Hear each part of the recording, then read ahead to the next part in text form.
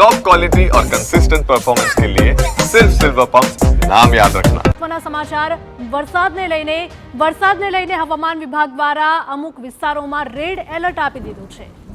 પંચમહાલ, વડોદરા, છોટાઉદેપુર, નર્મદા, ભરૂચ અને સુરતમાં red alert જાહેર કરવામાં આવ્યું છે। આજે પણ સુરતમાં અત્યંત ભારે વરસાદની આગાહી હવામાન વિભાગે વ્યક્ત કરી છે। તો દક્ષિણ અને પૂર્વ ગુજરાતમાં અતિ ભારે વરસાદની શક્યતા છે। દક્ષિણ સૌરાષ્ટ્રમાં પણ ગાજવીજ સાથે અતિ ભારે વરસાદની સંભાવના છે। વરસાદની સાથે 41 થી 61 કિલોમીટર પ્રતિ કલાકની ઝડપે પવન પણ ફૂંકાઈ શકે છે। તો ઉત્તર અને મધ્ય ગુજરાત સહિત કચ્છમાં પણ હળવાથી મધ્યમ વરસાદની શક્યતા છે। તો રાજ્યમાં આગામી 3 કલાક 6 જિલ્લામાં વરસાદનું રેડ એલર્ટ જાહેર કરવામાં આવ્યું છે। પંચમહાલ, વડોદરા, છોટાઉદેપુર, નર્મદા, ભરૂચ અને સુરતમાં વરસાદનું રેડ એલર્ટ જાહેર કરવામાં આવ્યું છે। એટલે કે આ તમામ જિલ્લા છે ત્યાં અતિ ભારે વરસાદ વરસી શકે છે। આજે પણ સુરતમાં અત્યંત ભારે વરસાદની આગાહી છે।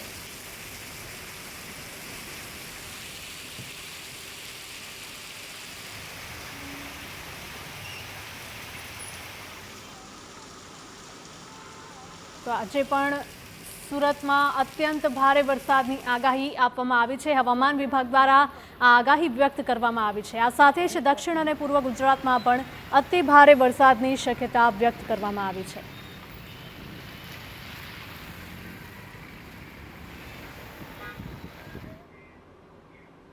તો ગ્રાફિક્સના માધ્યમથી આપને સમજાવીશ કે કયા કયા વિસ્તારોમાં આખરે હવામાન વિભાગ દ્વારા એલર્ટ આપવામાં આવ્યું છે અને ખાસ કરીને રેડ એલર્ટ આપવામાં આવ્યું છે। વાત કરીએ નર્મદા, ભરૂચ અને સુરત કે ત્યાં રેડ એલર્ટ આપવામાં આવ્યું છે। આ સાથે જ પંચમહાલ, વડોદરા અને છોટાઉદેપુરમાં પણ વરસાદનું રેડ એલર્ટ જાહેર કરવામાં આવ્યું છે। એટલે કે અહીંયા આપ મેપમાં પણ જોઈ શકો છો કે ગુજરાતમાં ખાસ કરીને પૂર્વ તરફના જે વિસ્તારો છે અને દક્ષિણ તરફના વિસ્તારો છે, દક્ષિણમાં સુરત, પંચમહાલ જેટલા જિલ્લાઓ આવેલા છે, તમામ વિસ્તારોમાં વરસાદનું રેડ એલર્ટ આપવામાં આવ્યું છે। પંચમહાલ, વડોદરા અને છોટાઉદેપુરમાં પણ વરસાદનું રેડ એલર્ટ જાહેર કરવામાં આવ્યું છે। આ સાથે નર્મદા, ભરૂચ અને સુરતમાં પણ અતિ ભારે વરસાદ વરસી શકે છે, જેને લઈને રેડ એલર્ટ અહીંયા પણ જાહેર કરવામાં આવ્યું